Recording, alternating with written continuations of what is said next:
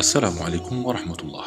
ለቻናሉ አዲስ ለሆናችሁ በሙሉ ሰብስክራይብ በማድረግ የቻናሉን ቤተሰብ እንድትሆኑ በአክብሮት እንጋብዛለን።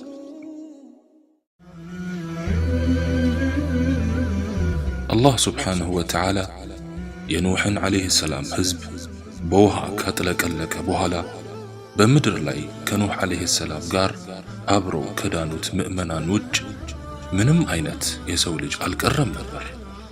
ይህ በእንዲህ እንዳለ ኑሕ ዓለይሂ ሰላምና በዘመኑ የነበሩት ሰዎች ከሞቱ በኋላ አንዱ አንዱን ሲተካ ምድር ዳግም በሰዎች ትሞላ ጀመር። ያ ዘመን ካለፈ በኋላ የነበሩ ሕዝቦችም ማንም አምልኮ ከማያውቀው በላይ ጣዖትን ማምለክ ተያያዙት። የሕዝቡ መለያ ስማቸውም ዓድ ይባላል። በመጀመሪያ የዓድን ሕዝቦች ላስተዋውቃችሁ።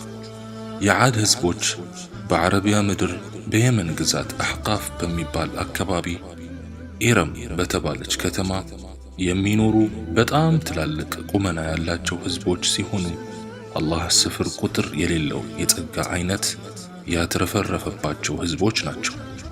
ከጸጋዎቻቸውም የሚኖሩበት ምድር በጣም ለቡቃያ አመቺና ለም አፈር ያለበት አካባቢ ነው። ሰውነታቸውም በጣም ግዙፎችና ረዣዥሞች ነበሩ። ከሰውነታቸው መግዘፍ የተነሳ አንድን የቴምር ዘንባባ በሁለት ጣታቸው ይነቅሉ ነበር።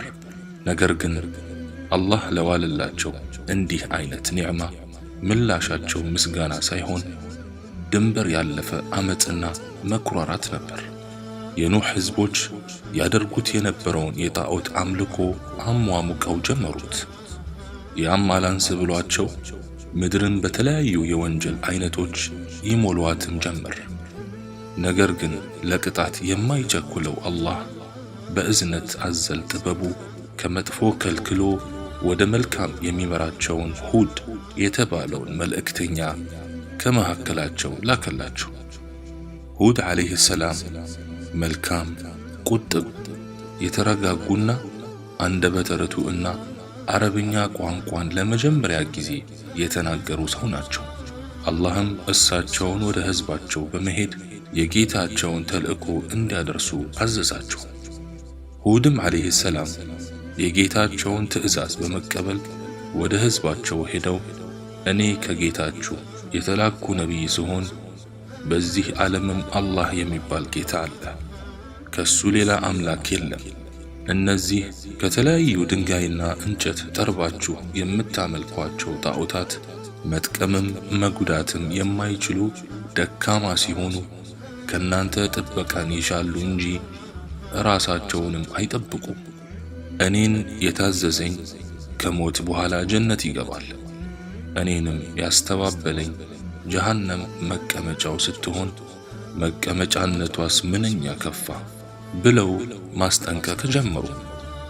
እነሱም ነቢያቸው በሚናገረው ግራ በመጋባት እንዴት ነው አማልክቶቻችንን ትተን አንድን ፈጣሪ ብቻ ምንገዛው?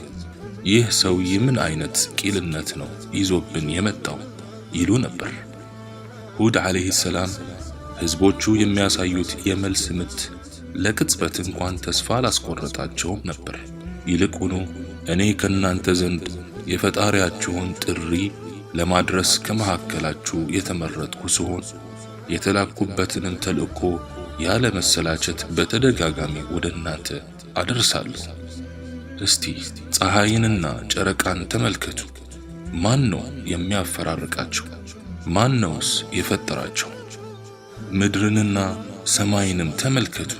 ማን ነው ምድርን አንጥፎ ሰማይን ያለ ምሰሶ ያንጣለለው? ተው ሕዝቦቼ፣ ጌታችሁን አምልኩት፣ ተጠንቀቁ። እናንተ ከሞታችሁ በኋላ ትቀሰቀሱና በሰራችሁት ትተሳሰባላችሁ። መልካም የሰራ ለነፍሱ ነው፣ መጥፎ የሰራም ከከሳሪዎችም ይሆናል እያሉ ይጠሯቸው ነበር። ይህን የነቢያቸውን ጥሪ በሰሙ ጊዜ ይህን ሰው ከአማልክቶቻችን አንዱ በመጥፎ ተመልክቶታል በማለትም ይተቹት ጀመር። አንዳንዴም ይሄ ሂሳብ ጀነት ጀሃነም መቀስቀስ ምናምን እምትለውን ምን ማለት ነው እያሉም ይከራከሩታል። የዓድ ህዝቦችም በምድር ላይ ያለ አግባብ ኮሩ። ከኛ ይበልጥ በኃይል ብርቱ ማን ነው አሉም።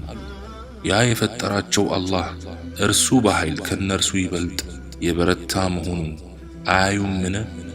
በተአምራታችንም ይክዱ ነበር። ሱረቱ ፉስለት። ሁድ ዓለይሂ ሰላም የህዝቡ ሁኔታ ተስፋ ሲያስቆርጠው እናንተ ከምትሰሩት ሁሉ እኔ ነፃ መሆኔን ምስካሪ ሁኑ እያለ የሱን ጥሪ ባለመቀበላቸው በዱንያ የሚወርድባቸውንም ቅጣት ያበሰራቸውን ጀመር። እነሱም ምንድነው ዝም ብለህ ቅጣት እያልክ የምታስፈራራን?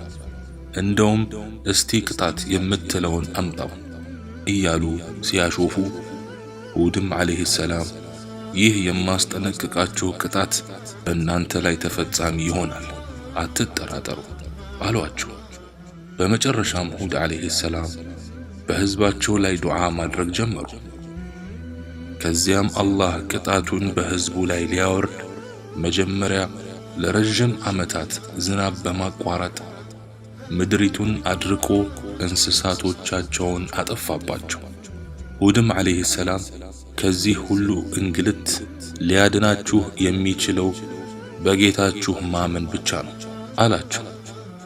እነሱም በረሃብና በጥማት እንሞታታለን እንጂ ከጣዖቶቻችንን ሌላ ማንንም አንለምንም በማለት ጣዖታት ዘንድ እየሄዱ ይጮሁ ጀመር።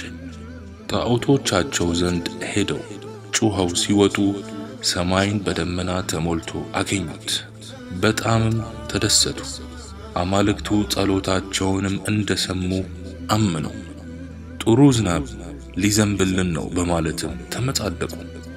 ያን ጊዜ ሁድ ዓለይሂ ሰላም ይህ እኮ አምጣልን ያላችሁት የቅጣት ደመና ነው እንጂ እናንተ እንደምትሉት ዝናብ አይደለም አላቸው። ከዚያም ከፍተኛ ጉልበት ያለው ንፋስ ከተማቸውን ያናውጥላቸው ጀመር። ቀስ በቀስ ንፋሱ አስፈሪ ድምፅን እየቀላቀለ በከፍተኛ ጩኸት ህዝቡን ወደ ሰማይ ማፈናጠር ጀመረ። በዚህ ሁኔታ ለ7 ሌሊቶችና ለ8 ቀናት ያህል ንፋሱ ዘለቀ። በእነዚያ የቅጣት ቀናት ሰውም እንስሳትም ምንም አይነት ፍጥረት አልቀረም ነበር። በሁድ ዓለይሂ ሰላም ያመኑት ምዕመናን ሲቀሩ ሁሉም የመቅሰፍቱ ሰለባ ሆኑ። አላህ በሰማነው የምንጠቀም ያድርገን። ወሰላሙ አለይኩም ወረሕመቱላህ ወበረካቱሁ።